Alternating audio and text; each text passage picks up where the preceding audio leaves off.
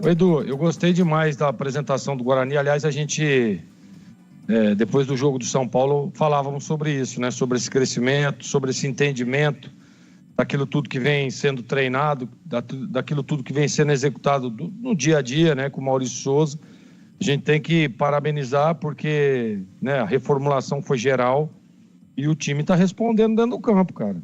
Né? Enfrentar o Noroeste é um time que já venceu fora de casa, né, nessa mesma competição.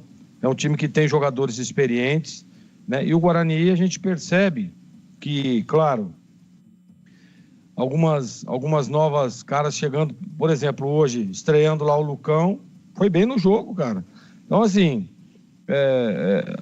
todas as vezes que tem uma mudança, que o treinador faz um ajuste aqui, outro ali, as coisas acontecem positivamente. Isso é entendimento no dia a dia. Isso é entendimento daquilo que está sendo passado. Dos atletas entendendo o que o treinador pretende, das estratégias, do posicionamento, né, de como vai ser executado dentro do jogo. Então eu gostei demais. Gostei, por exemplo, eu mesmo, o CH também, a gente não defende muito essa do Isaac jogar por dentro.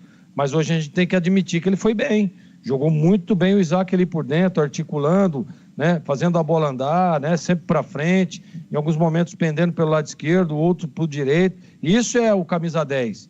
E nós vimos uma evolução, sem dúvida nenhuma. Fiquei muito feliz do segundo gol ter sido feito pelo João Marcelo.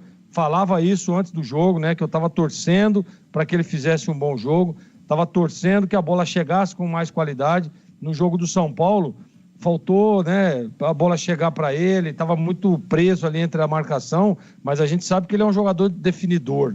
Teve várias oportunidades no primeiro tempo e no segundo tempo, quando deram uma certa liberdade, ele foi lá e botou na rede. Então o Guarani não ganhou de qualquer time, não. E o Guarani chega a 7 pontos. Olha a importância disso. Então a gente tem que realmente parabenizar. Não estamos aqui para dizer que, olha, o Guarani vai classificar. Está no caminho. Está no caminho. E do jogo passado, eu particularmente percebo uma evolução no aspecto físico, técnico e principalmente tático para o jogo de hoje.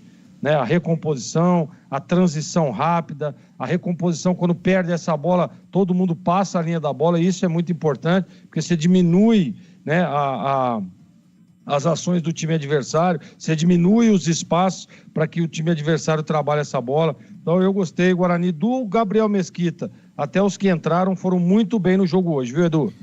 Muito bem, Zorzinho.